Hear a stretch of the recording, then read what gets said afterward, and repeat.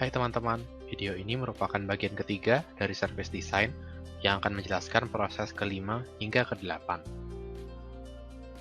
Proses kelima yaitu capacity management. Capacity management.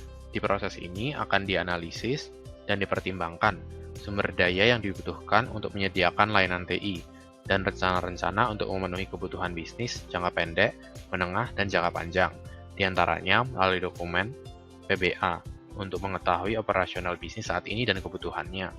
Lalu ada service portfolio untuk memahami rencana bisnis di masa depan dan kebutuhannya.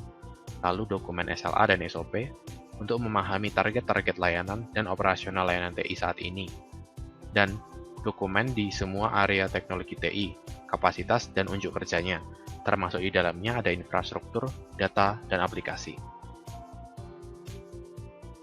Subproses Business Capacity. Yang pertama ada Business Capacity Management atau BCM, yaitu memprediksi dan merencanakan kapasitas bisnis yang harus disediakan. Lalu ada Service Capacity Management atau SCM, yang merencanakan, memonitor, dan mengontrol kapasitas untuk setiap layanan bagi masing-masing pengguna. Yang ketiga ada Komponen Capacity Management atau CCM, yaitu merencanakan dan memonitor kapasitas komponen. Contoh 3 subproses capacity management pada layanan Facebook. Pertama, business capacity-nya 1M pengguna. Lalu service capacity-nya ada 1 GB per pengguna. Lalu ada komponen capacity, yaitu hard drive 1 GB dikali 1M pengguna. Capacity plan adalah rencana bagaimana mengelola sumber daya yang dibutuhkan untuk menyediakan layanan-layanan TI. Capacity plan ini berisi kemungkinan-kemungkinan skenario bisnis, kebutuhan layanan bisnis, dan biaya-biaya untuk memenuhi target kualitas layanan SLA dan OLA. Umumnya, capacity plan ini dibuat setahun sekali. Berikut merupakan aktivitas capacity management. Ada review current capacity dan end performance, lalu improve current service dan component capacity, lalu assess, agree, and document new requirement and capacity, lalu ada plan new capacity. Proses ke-6, ITSCM atau IT Service Continuity Management.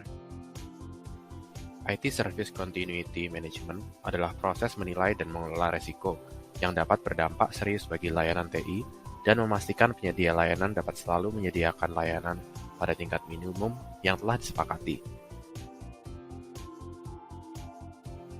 Tabel persamaan dan perbedaan ITSCM dengan Availability Management. Persamaannya sama-sama bertujuan untuk membangun kehandalan layanan TI untuk tetap berjalan dari berbagai kemungkinan masalah. Di sini sama-sama dilakukan Business Impact Analysis, Risk Assessment, dan Risk Management. Perbedaannya, ITSCM berfokus pada major failure untuk jangka panjang dalam kasus bencana atau skenario kritis, dan diukur dengan indikator Recovery Time Objective atau RTO dan Recovery Point Objective atau RPO. Untuk Availability Management berfokus pada sebagian kegagalan layanan TI atau komponennya yang punya dampak relatif kecil, dan diukur dengan indikator Availability, Reliability, Maintainability, Serviceability, dan Security. Business Impact Analysis adalah aktivitas menghitung dampak yang diderita bisnis apabila sebuah layanan TI gagal atau terinterupsi. Kerugian yang dihitung bersifat tangible dan intangible. Strategi keberlangsungan layanan TI atau Disaster Recovery Planning adalah rencana bagaimana memulihkan layanan TI jika terjadi bencana. Misalnya, melakukan backup data center di gedung atau ruangan yang cukup jauh dari sistem utama, sehingga keduanya tidak dapat dipengaruhi oleh bencana yang sama. Aktivitas-aktivitas IT Service Continuity Management. Pertama ada Initiation, lalu Requirements and Strategy, Implementation, Ongoing Operation, lalu balik lagi ke Initiation. Proses Service Design yang ketujuh, ada Information Security Management. Information Security Management, yaitu proses memastikan CIA, yaitu Confidentiality, Integrity, dan Availability informasi, organisasi, dan sistem informasi yang sesuai dengan kebutuhan bisnis organisasi yang telah disetujui. Produk utama Information Security Management adalah Information Security Policy, yang menyangkut ketentuan penggunaan dan pelanggaran semua sistem dan layanan TI yang untuk selanjutnya harus dijaga, ditegakkan, dan diimplementasikan. Information Security Policy harus mencakup semua hal terkait masalah keamanan TI yang memenuhi kebutuhan bisnis, misalnya kebijakan keamanan informasi secara umum, kebijakan penggunaan dan pelanggaran visa TI, kontrol akses, password, dan email, dan kebijakan lainnya.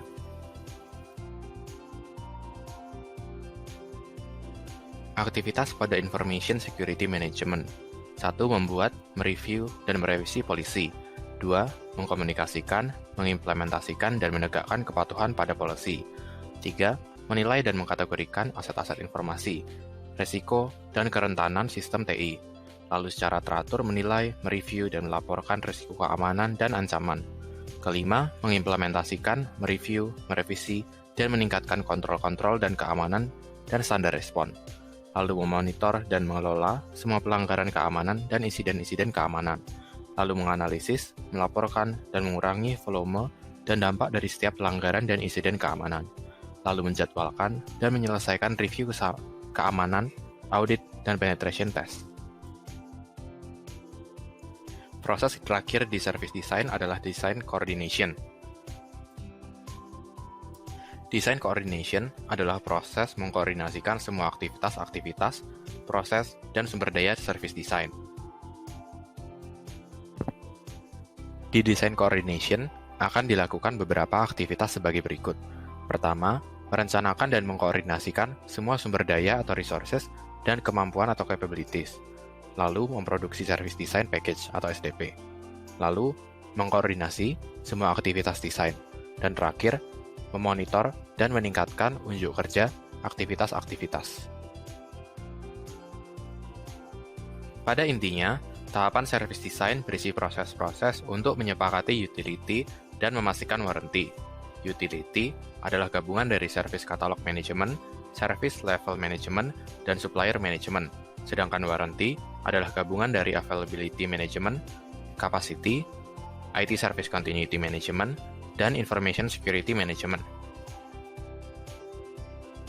Proses dan aspek-aspek dalam service design untuk memastikan warranty layanan TI tercapai. Pertama ada availability, seperti di bawahnya ada service availability, component availability, reliability, maintainability, resilience, serviceability, dan VBF. Lalu capacity ada business capacity, service capacity, dan komponen capacity. Lalu ada continuity, ada BCM, BCP, BIA, dan ASCM, dan terakhir security, ada CIA dan Information Security Policy. Akhirnya video untuk materi service design sudah selesai. Semangat teman-teman, mohon maaf bila ada kesalahan. Dadah!